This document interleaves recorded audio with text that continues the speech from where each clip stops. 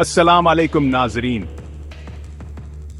आज मैं एक ऐसे बयान पर बात करना चाहता हूं जिसने एक बार फिर बैन-उल-अक़वामी सियासत की दुनिया में हलचल मचा दी है। ब्रेक पॉइंट इन रहती है। अमेरिका के मौजूदा सदर डोनाल्ड ट्रंप ने एक तजवीज़ दी है, या मैं इसे वही कहूंगा जो ये हकीकत में है, एक छुपी हुई धमकी तमाम मुस्लिम ममालिक को। वो कहते हैं, मैं तमाम मुस्लिम अक़वाम पर जोर देता हूं कि वो इसराइल को तस्लीम करें। ये सब के लिए अच्छा होगा।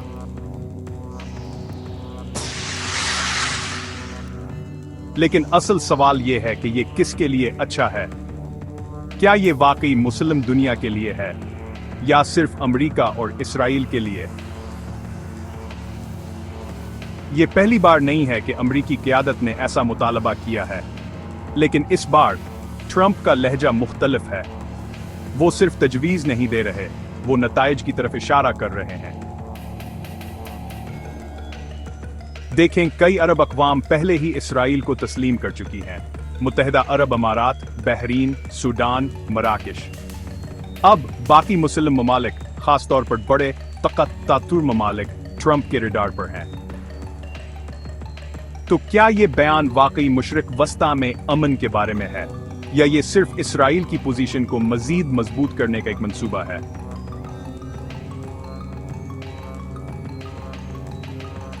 सियासी तज्ज़ियाकारों के मुताबिक इस इक़दाम के पीछे 3 बड़े अहदाफ हैं। पहला, इसराइल के लिए मुकम्मल इलाकाई तसल्लुत।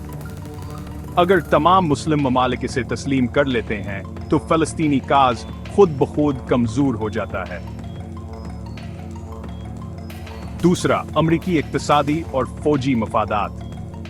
नए ताल्लुकात का मतलब ज्यादा तिजारत, ज्यादा हथियारों के सौदे और खिते में अमरीका की बड़ी मौजूदगी। तीसरा, मुस्लिम इत्तेहाद को तोड़ना।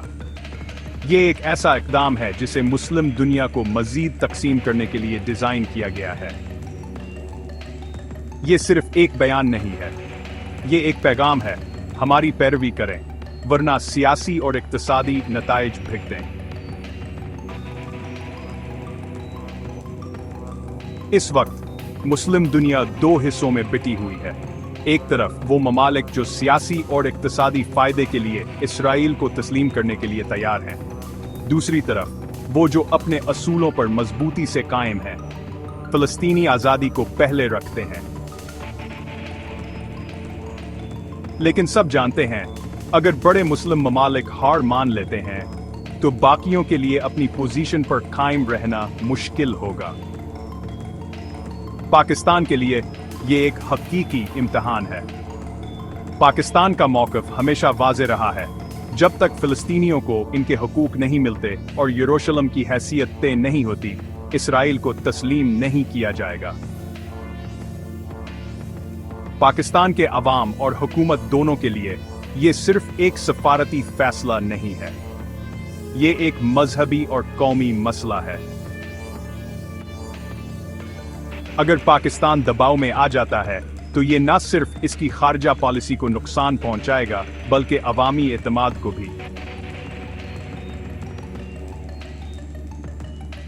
ज्यादातर इम्कान है कि पाकिस्तान अपने मौक़िफ़ पर कायम रहेगा, कम अज कम अभी के लिए।